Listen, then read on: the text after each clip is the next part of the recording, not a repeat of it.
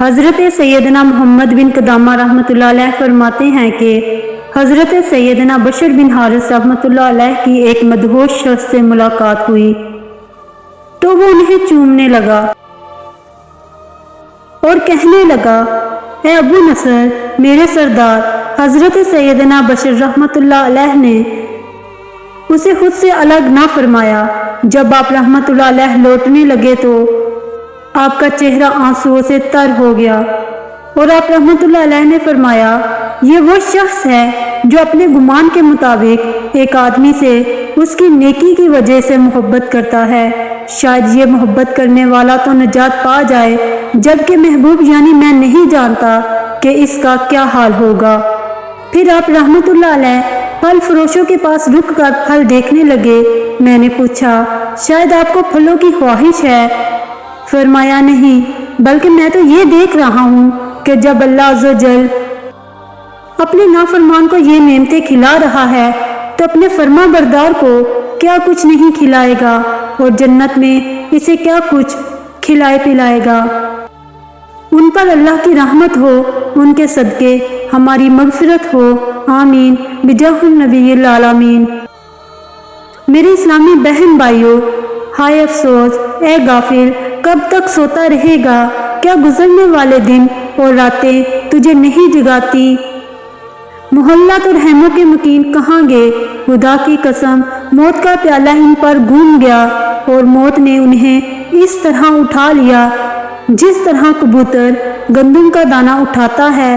مخلوق کو دنیا میں دوام نہیں، صحیفے لپیٹ دیے گئے اور قلم خشک ہو گئے۔ مجھے اپنی جان پر افسوس کرنے دو اور تھوڑا تھوڑا کر کے بہت زیادہ آنسو بہانے والے کی طرح نادم ہونے دو۔ مجھے اپنے نفس پر افسوس کرنے دو، کیونکہ اپنی کمزور جان کے ہلاکت میں ڈالے جانے سے ڈرتا ہوں۔ جب منادی گناہ کاروں کو پکارے گا، اس وقت میرا کون ہوگا؟ میں کہاں پناہ لوں گا یا میں کس طرف بھاگوں گا؟ ہائے میرا طویل غم اور پھر لمبی حسرت، جب میں نارے دوزخ میں عذاب دیا جاؤں گا۔ والعیاذ باللہ عز و جل۔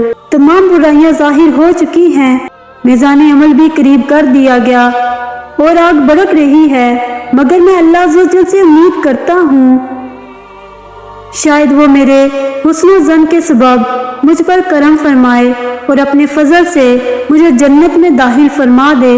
میرے پاس تو کوئی حسن عمل ایسا نہیں جس کے سبب قرب کی امید رکھوں۔ استاح و ہاشمی حضرت سیدنا محمد مصطفیٰ صلی اللہ علیہ وآلہ وسلم اور آپ کی آل و اصحاب کی محبت ہے جو حقیقی عبادت گزار تھے۔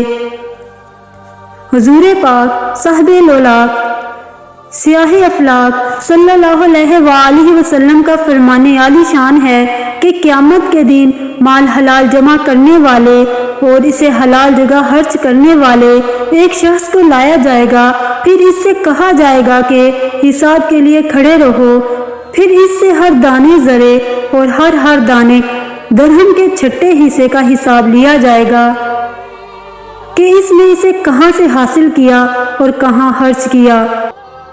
پھر سید المبلغین رحمت للعالمین صلی اللہ علیہ وآلہ وسلم نے فرمایا، اے ابن آدم، تو ایسی دنیا کا کیا کرے گا جس کے حلال کا حساب دینا پڑے گا اور حرام کی سزا بھگتنا پڑے گی۔ دنیا دار کی خوشحالی پر مطمئن نہ ہونا، کیونکہ اس کی خوشحالی تو محض فساد ہے، اور اپنے کمائے ہوئے مال پر خوشی مت کر، کیونکہ اس سے تو اپنی مراد حاصل نہیں کر سکتا۔ حضرت سیدنا بایزید بسطامی رحمت اللہ علیہ اپنے انتقال کے وقت رونے لگے، پھر ہنس دیے، پھر آپ رحمت اللہ علیہ یہ دنیا چھوڑ کر رخصت ہو گئے۔ تو ان کے انتقال کے بعد کسی نے انہیں خواب میں دیکھا تو پوچھا، آپ رحمت اللہ علیہ انتقال سے قبل کیوں روئے اور پھر کیوں ہنسے؟ تو آپ رحمت اللہ علیہ نے فرمایا، جب میں نزا کے عالم میں تھا تو شیطان مالون میرے پاس آیا اور مجھ سے کہنے لگا، اے بایزید، تم میرے جال سے آزاد ہو گئے، تو میں اللہ عز و جل کی بارگاہ میں گریہ زاری کرنے لگا۔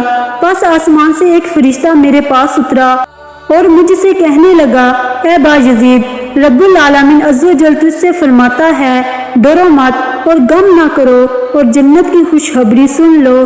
تو میں ہنسنے لگا اور دنیا سے رخصت ہو گیا۔